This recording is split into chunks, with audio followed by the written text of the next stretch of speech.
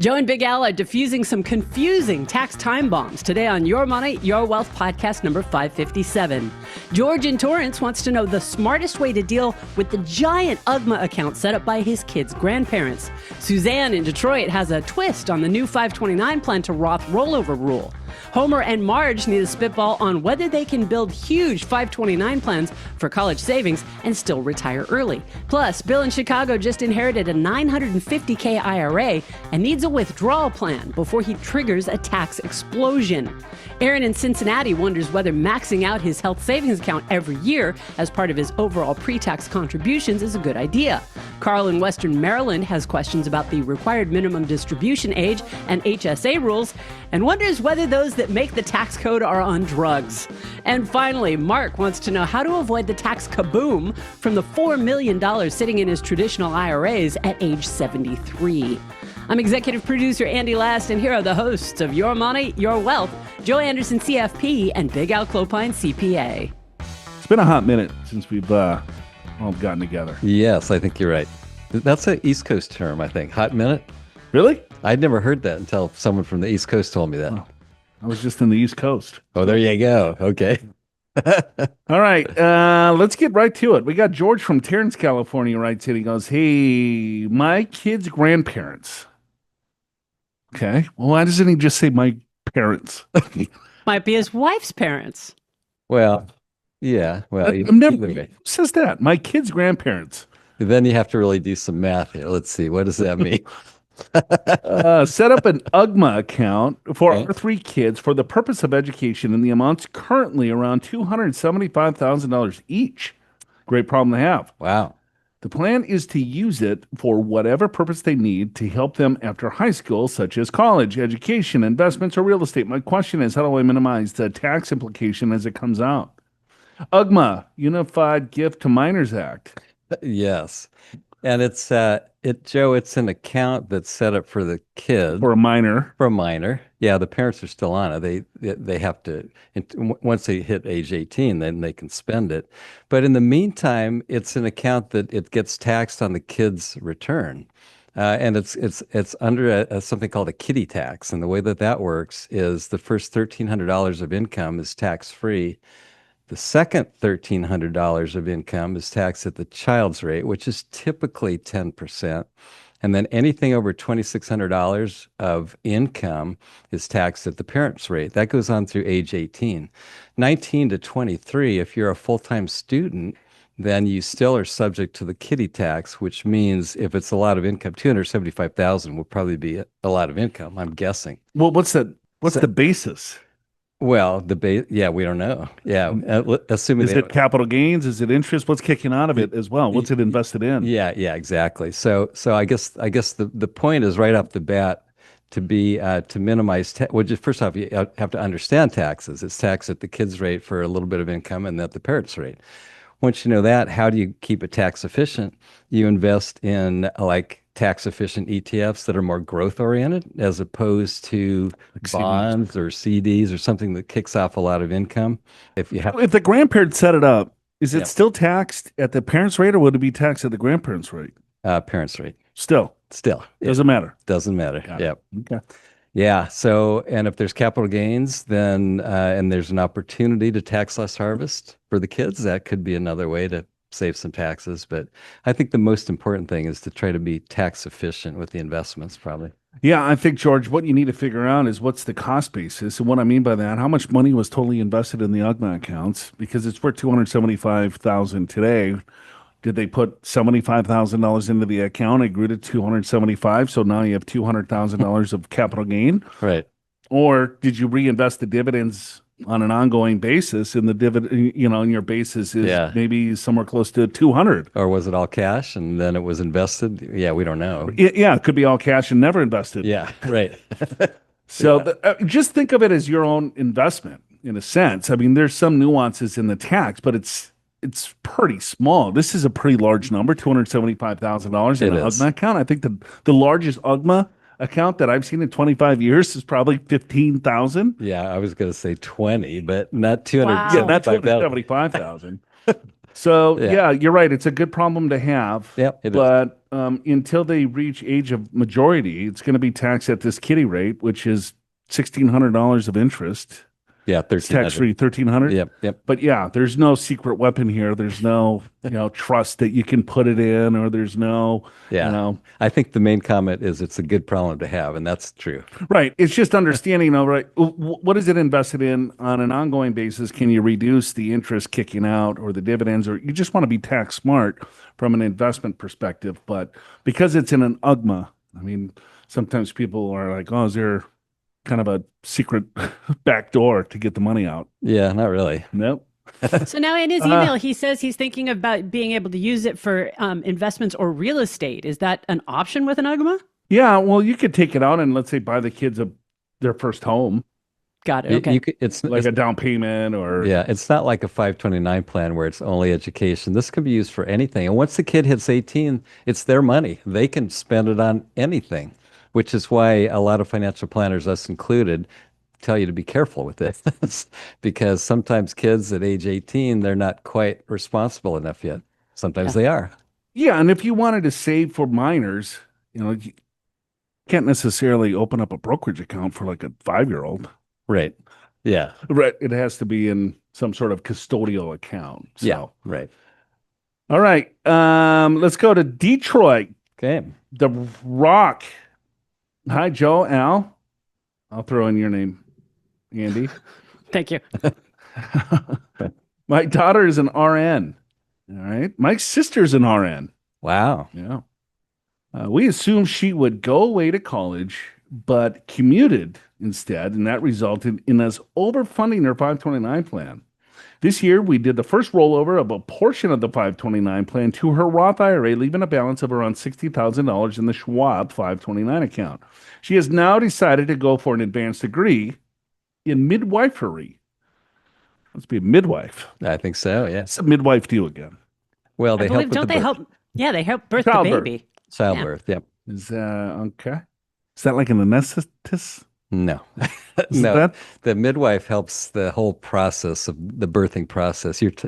Are you thinking about an anesthesiologist? no? If I said that right? No, anesthetist. The anesthetist is the person who actually puts you under when you're having a procedure done. So that's No, the that's person.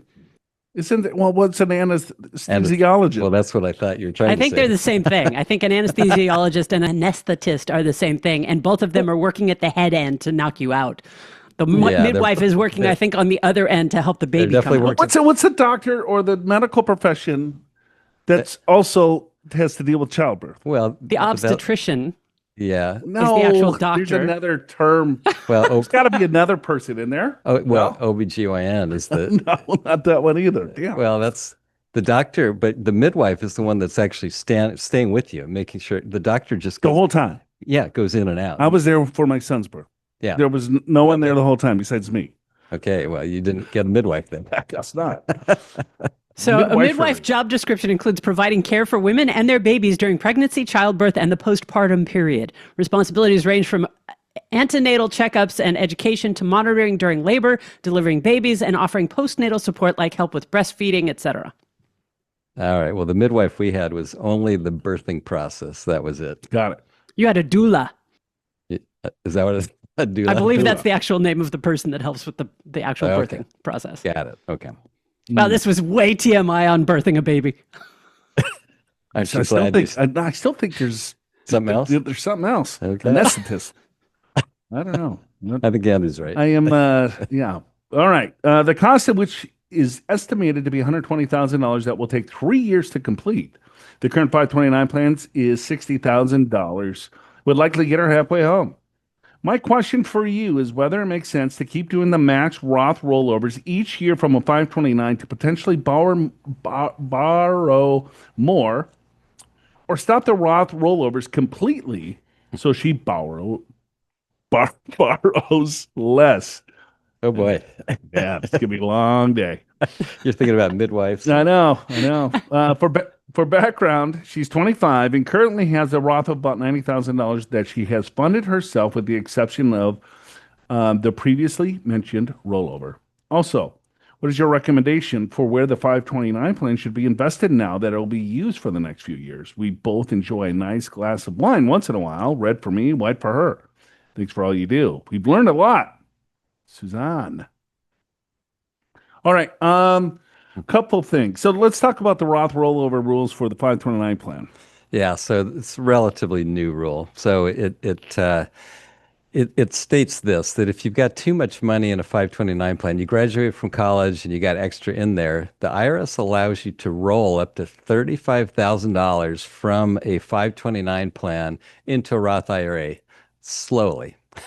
Well, it's like a normal contribution per year. Yeah, it's $7,000 a year. Or if you're over 50, it's $8,000 a year. Yeah, so that's what you can roll up to a max of $35,000. But there's a few caveats. First of all, the 529 plan needs to have been in existence for 15 years.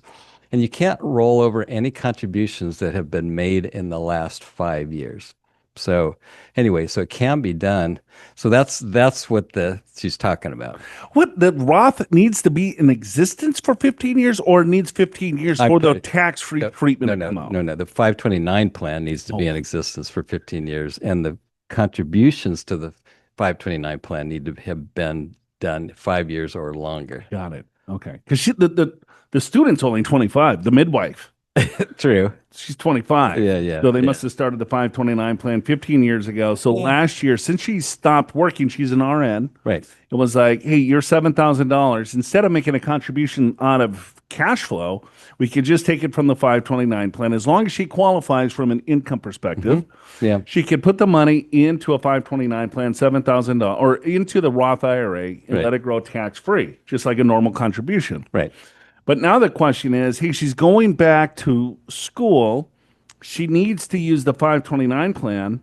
Should she continue to take money from the 529 plan to fund the Roth, or use the 529 plan for college tuition? Yeah, use the 529 for college tuition. That's what it's for. Yeah, and continue to fund the Roth if you can with cash flow. Yeah, with cash flow. But that's what the 529 is for. It's for college education. So stop the rollovers, pay for education so you borrow less. You'd rather borrow less when it comes to college. So that's the whole point of the 529 plan, so that you can borrow less. So yeah, I would stop that. Yeah, I would stop the rollover, but I would want to continue to make the contributions. Yeah. She could do both. So if she's going to continue to work, have earned income, if she can put, she doesn't have to max the plan out, but if she can continue to contribute into the Roth each year, because she's only 25, she's got $90,000 in the Roth already. Pretty amazing. Yeah. That's crazy. Yeah. So or if I was the parents, maybe you gift $8,000 into her Roth IRA for her, because those dollars will compound nicely. Yeah, you definitely want to keep those going. Yep, for sure. All right. And did you answer, is it possible to any money that you've already rolled from the 529 to the Roth, can you roll it back? To 529? No, I don't think so. Okay. One way. It's actually nice that it's in a Roth, but I'd stop it for now. Yep. 3 years. It's going to cost $120,000. All right, that's a tough one. Good that she already has 60 though. Yeah, she's got $60,000. You put another, 21,000. She still has 40,000 that she has in the 529. Oh, you're changing your mind? I don't know. I wouldn't. I would use the 529 plan for what it was intended for. All right. Myself. Stop the presses and get ready to start downloading. After a long absence, the DIY Retirement Guide is once again this week's special offer. If you are trying to figure out how to build college savings without blowing up your taxes, or when to use the HSA the right way, or how to keep RMDs from lighting up your tax return, this guide is going to feel like someone finally turned the lights on. It is packed with so much practical do-it-yourself information on retirement planning that we normally only make available in classes or one-on-one meetings. Stuff like the 5 steps to plan your retirement income, starting with how to figure out where you stand today, how to choose a tax-efficient distribution method, how to balance your income buckets, how to protect yourself from retirement risks like inflation, market swings, and those tax surprises that we all love so much. There's even a quick retirement calculation worksheet in the back so you can find out if you actually are on track or if you're just hoping for the best. That's on page 44 if you want to skip straight to the truth. Click or tap the links in the description of today's episode and claim the DIY Retirement Guide before the special offer changes sometime this Friday, November 28th. Go get it now. Homer and Marge. Okay. You know, I saw something about The Simpsons on, I don't know, social media that they had like episodes years ago that told the future. Oh, really? There was like an episode 10 years ago they that predicted? Donald Trump was president. Yeah. It was like And this was aired And it was way before he was ever running for president. wow. So it became true. Yeah. Huh. And then there was like some other like really weird stuff. So we should start watching it to see what happens in the If future. that was fake news or what. I'm not a big social media guy, Yeah. but Yeah. that caught my attention. I thought that was Interesting. pretty All right. interesting. Are they still on the air? Yeah. How many yeah. years is that? 30 years? 40 years? 37 seasons. They started in 1989. 89. Yeah. Oh, geez. I got married in 88. So my entire married life, I could have been watching this. So let's get back to Northern California. Joe Big Al would love a little retirement spitball from you guys. My wife Marge and I are both in our mid-40s. We currently have $2.5 million saved in pre-tax retirement accounts, 401ks, and IRAs. We have 2 children, Bart and Lisa, ages 8 and 13. Of course. That's so cute. Yeah. We currently have $105,000 in 529 plans for Bart's For Bart. and 180 in Lisa's. That's a lot of money in a 529. It sure is. Couple 100,000. The goal is to have 250 in each by college ages. What school do they want? Bart's not going to go to Harvard, Well, yeah. and Lisa will probably get a scholarship. That you're probably right about that. That would be a lot of money. That's like heavy loaded 529 plans. It sure is. That's I assume they're expecting out of state at an Ivy League. PhDs. Yeah. Right. All right. Neither one of us will have access to pensions and retirement. In between us, we'll get roughly $7,500 a month in Social Security. My wife would like to retire between 50 and 55, and I'll wait until 59 and a half. Our household income will be $650,000 this year. We currently spend $20,000 a month, saving the rest, and our only debt is $730,000 still remaining on our mortgage at 2.8%, 5 years into a 10-year ARM. Our home is currently valued at $2.5 million, and with a couple of investments, that should be paying off over the next few years. Yeah, they anticipate paying it off with those investments. Yeah. So he's got a couple of investments that he's not sharing with us here. Apparently, yeah. Just little side deals. Yeah, they're going to come through. He's going to invest in what? Moe's Bar? Wasn't that his name? I think so. Yeah, I think you're right. Yeah, Moe's. Yeah, I like Moe. Yeah, we anticipate being able to pay it off by 2030. Okay. All right. In retirement, we'll ideally like to be able to spend $20,000 a month in today's dollars. All right. Okay. Been listening to the podcast for several months now and loving the show. I drive a 2020 Ram, bought used, that I will drive into the ground. My wife drives a 2023 Toyota Highlander that was also bought used that will be driven into the ground. I enjoy beer, lots of it.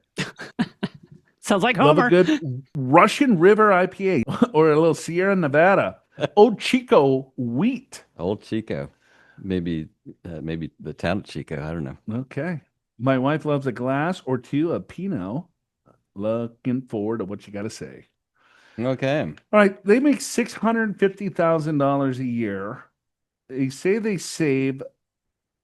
Well, they didn't really say how much. So they spend $20,000 a month. And then they Correct. save everything else. Yeah. 240, 640, that's 400 grand. 100 some odd $1,000 in tax. That still gives us $300,000 of saving, maybe $250,000 of savings per year. Yeah, they're fine. I took Hold on. I'm just Okay, gonna call BS here. I've got less savings. I think there's no way they're saving everything else. They're spending more than $240,000 a year. I agree with that. Yeah, Because everything is in the tax deferred account. They have nothing in a brokerage account. unless they just didn't tell us. They have his little secret Those, investment. yeah, the ones that he's not sharing yet. Yeah. Because it could be it's a little gray. It's a little gray. All we can do is go with what he gave us, and so there's a lot of assumptions in this one. So first of all, he says mid-40s, so I'm going to say 45 years old. Okay. Cam. All right. Then he says I'm saving the rest. Well, it'd be helpful to have a number, Sure. but since we don't, I got the income of 640, He's taxes. putting out a number. Yeah, we spend about $20,000 a Yeah, month, he 240 a doesn't. He year. doesn't Yeah, and know. we're saving the rest.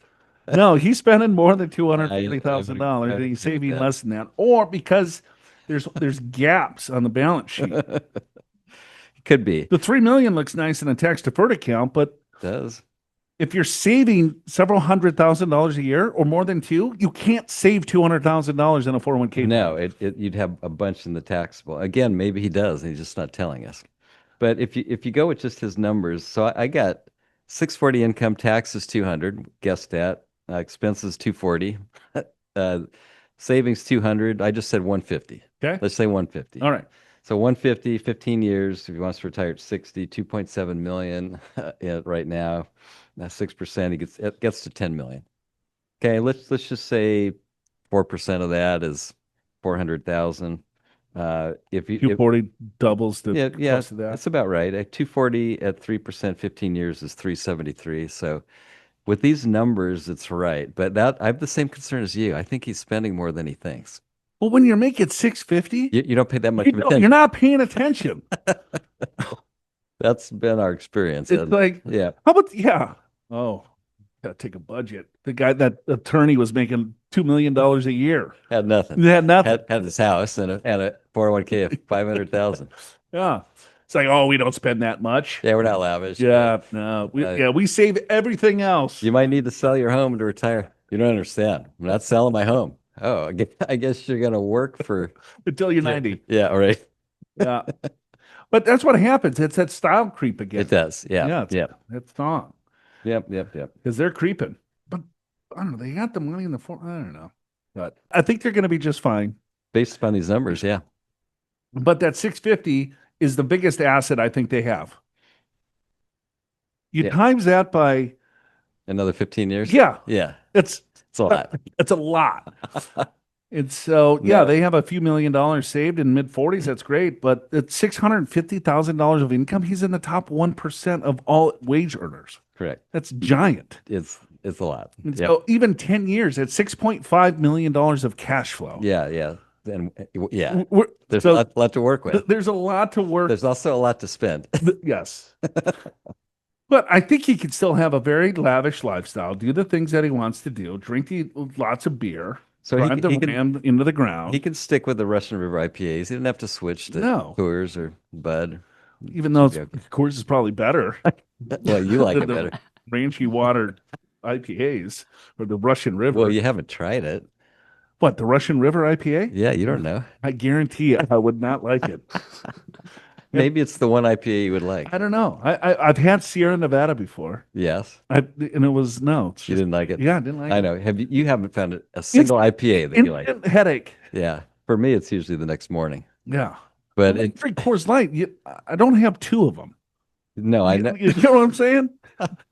Well, here's what I've learned over my many years. So I'll have a hazy IPA, one, but then I'll switch to Coors or Dos Equis or something like that, and then I'm okay. Okay. But if I have three or four, like remember that Marzon when I turned 50? That was awful. I took the day off. Yeah. After, didn't we have a radio show or something? I said, you have to do it. Some live broadcast. I think so. Big Al is out of pocket today.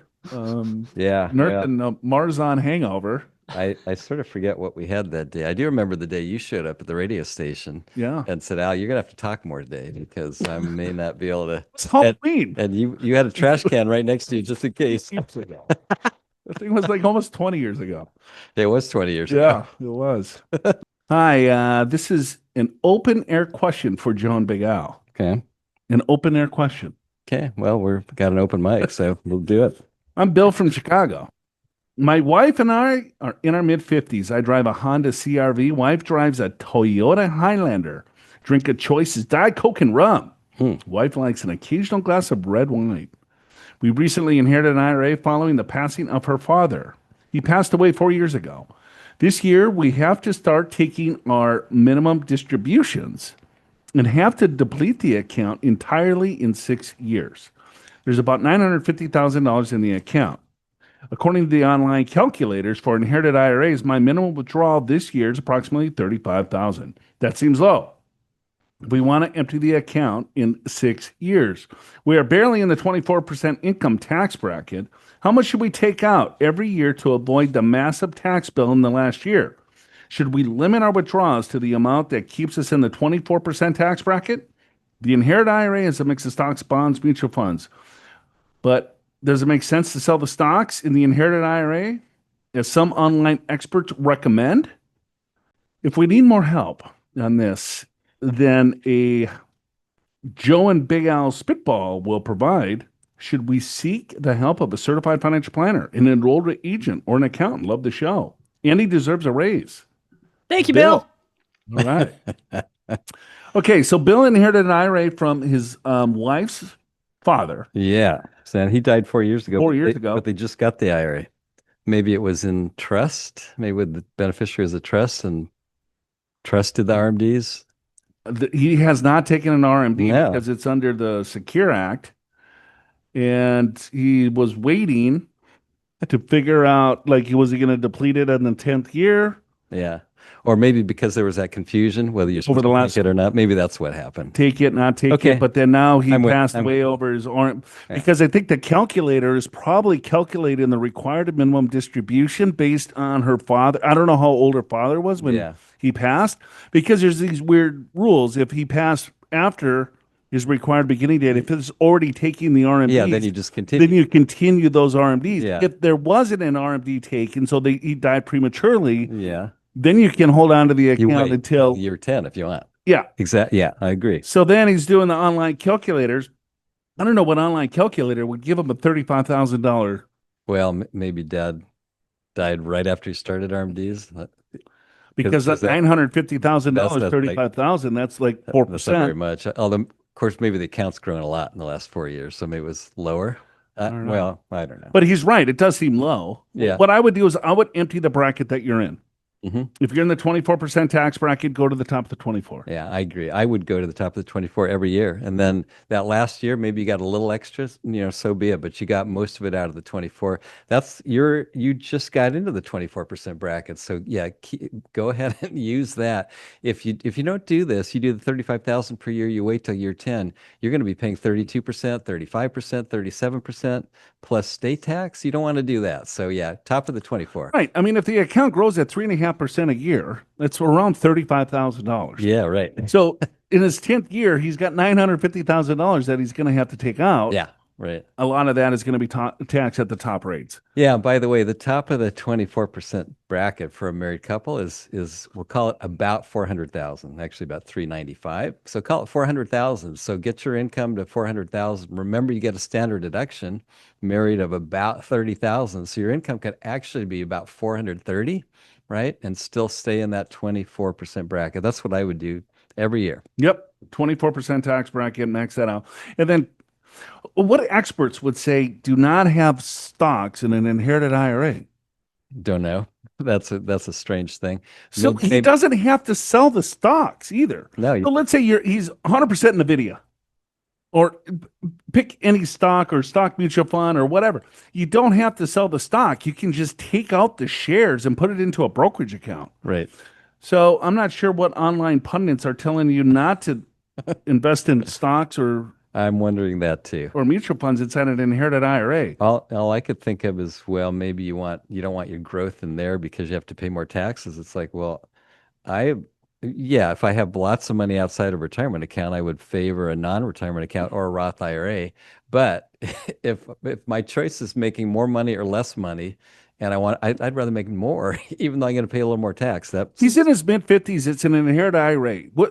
So once you get into retirement, he might be thinking about asset location. Maybe. So then you look at asset classes, and you want certain asset classes like stocks versus bonds in certain accounts, depending on how much money that you have in different accounts. And it's all about taxes. So if you have a Roth account, you don't necessarily want to put a lot of bonds in a Roth account because the growth is going to be tax-free. If I have a brokerage account, I'd probably want to have more stocks in my brokerage account than bonds and CDs because I'm taxed at a capital gains rate, which is a lot less than ordinary income. So the bonds that I do hold in my overall portfolio, I would favor them more towards a deferred account versus a non-deferred account. But I think an inherited IRA is a totally different animal because it's not like it could be for retirement, but he's got to deplete the account way before he even really reaches retirement age. Yeah, right. So you probably want to invest that very similar to your brokerage account. I would just journal the shares out of the inherited IRA and throw it into my brokerage account. Yeah, or if you'd rather sell the shares and invest in something different, then no problem. Then invest in something else in your brokerage account. Doesn't matter. Yep. We'll get back to required minimum distributions in just a couple of questions. But wow, Bill actually saw influencers telling folks not to invest in stocks. What about all the other terrible money tips that are floating around online? You search for one thing about retirement and suddenly the internet thinks that you need to refinance your home, buy crypto from a guy in sunglasses, and stop investing in mutual funds. So yes, it's getting weird out there, which is why you need to watch the brand new episode of YMYW TV. It's called Financial Advisors Expose the Internet's Worst Retirement Strategies. Joe and Big Al walk you through the one thing you should absolutely stop doing right now, and then they break down 13 more viral trends, risky shortcuts, and so-called strategies that look tempting but can cost you big time. With simple steps to protect yourself so you don't fall for YOLO investing, hot stock picks, dead equity tricks, or any of the other nonsense the finfluencers are peddling. Click or tap the links in the episode description to watch Financial Advisors Expose the Internet's Worst Retirement Strategies, and tell us in the YouTube comments, what is the worst financial advice you've ever seen online? Okay, let's go to Cincinnati, Ohio. Hi, Joe, Al, Andy. I have what I hope is a simple question. Given that money is in an HSA, can be withdrawn after age 65 with no penalties for non-medical related expenses, can it be withdrawn tax-free for medical expenses at any time? Is there any good reason not to max out an HSA contribution every year and just treat the contributions as part of our overall pre-tax contribution bucket? Okay, HSA, health savings account. So he's putting dollars into the health savings account. He's maxing that out. He wants to know, all right, at age 65, you would have to roll it into an IRA. Well, that I think dollars out of there. Well, I think for any reason. Yeah, for any reason. But I think the rule is this: if you have a HSA plan, then you can use those dollars at any age for medical purposes. So that's what it's for. You get a tax deduction going in, and it comes out tax free. So that best of all worlds, right? Now, if you still have an HSA account and you reach age 65, you actually can pull the money out, but then, Joe, it's like an IRA. Right. So in other words, there's no penalty. You can use it for anything. Use it for anything. But it's taxed at ordinary income. It's taxable. It's taxable as ordinary income, just like an IRA. But what you avoid is if you do that before age 65, you have to pay a 20% penalty, plus you have to pay the tax. So that's what you're avoiding. So the answer is, or the answer to the question is yes. There's no reason not to max this out. It's a good deal. Because even after age 65, you can continue to use HSA funds. Yeah, for medical expenses. Right, which generally we have more medical expenses as we get older. Okay. Let's go to Western Maryland. Carl, Joe, Al, Andy. Absolutely love how you take such complex topic. I can't even read. I think it's simple words. It's entertaining. Absolutely love how you take complex topics like taxes, investments, retirement, and hangover cures. Keep up the great work. Okay. Question. With a birthday of 11/4/59, are RMDs delayed until age 75 or 73? Several respected publications indicate it's 75, and others indicate it's 73. These questions are always tricky. Yeah, well, I know the answer to that. All right, what is it? 73. That's an easy one. 11/4/55. Yeah, so here's how it works. So if you're born in 1951 to 1959, it goes all the way through December 31st of 1959, your RMD age is 73. If you're born in 1960 and later, it's 75. I'm not sure what publications have messed that up, but that's the way it is. That's the rule. But her required beginning date is the following year. Yeah, well, that's different. You want to explain that since you brought it up? Well, she doesn't have to take an RMD.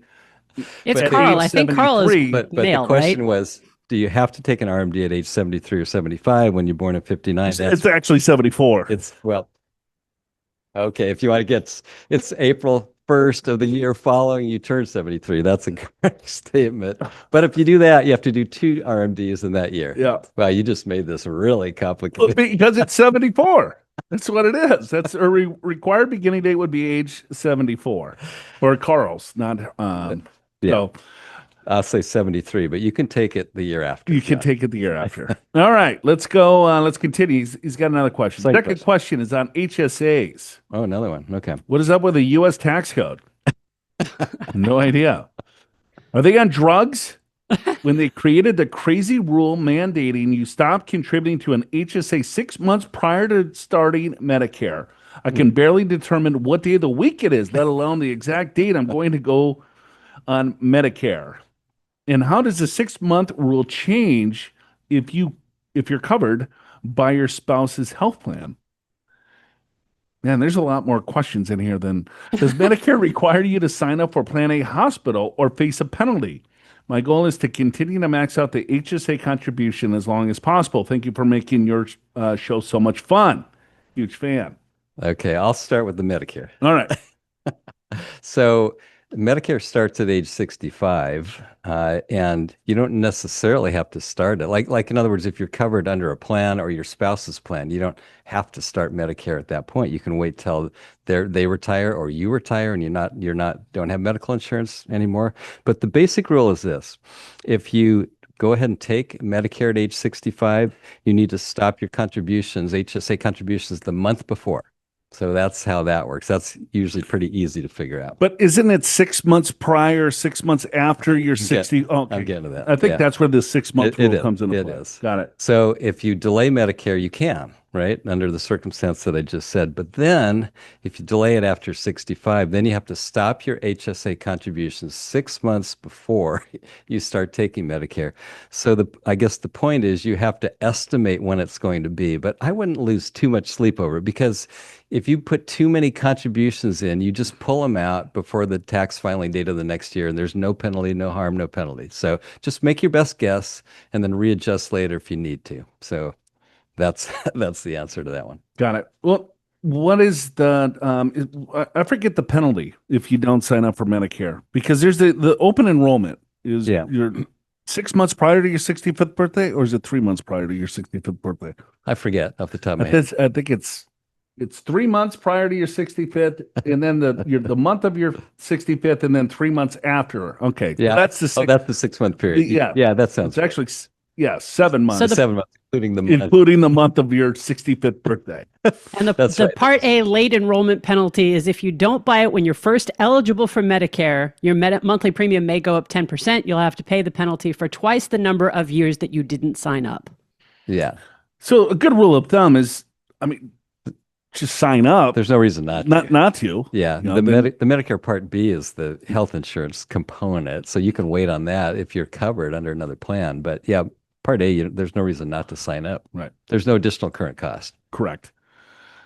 Let's go to Mark. How best to reduce taxes at age 73 in 4 million in non-Roth accounts? I don't know. No clue.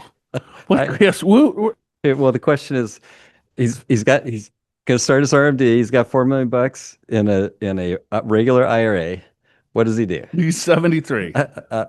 Kaboom is right. Well, I'll tell you what to do. So the smartest thing would have been to do Roth conversions before you turn age 73. But if with the RMDs, if they're in a low enough tax bracket, you can still do additional Roth conversions to avert some higher taxes later on. That's one thing you can do. If you're charitably inclined, you can do a qualified charitable distribution of what does RMD 280,000? Yeah, call it 4%, right? Yep. So that's maybe 160. For what? 160. Well, 160,000. Yeah. So you can do a QCD for 100,000. That goes directly to charity, and then it's not on your tax return. You could keep working if it's in a 401k and delay it.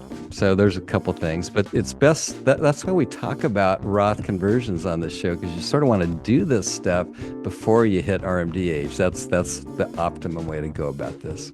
The good news is that YMYW podcast episode 558 next week is a big old Roth megasode. Joe and Big Al will break down exactly when conversions make sense, how far to push your tax bracket, whether high earners should ever convert, and how to avoid blowing up your ACA subsidies. McDreamy, Gary, Wine Guy and Gal, Robert, Luke and Lorelei, and Phil and Claire will get their specific spitballs.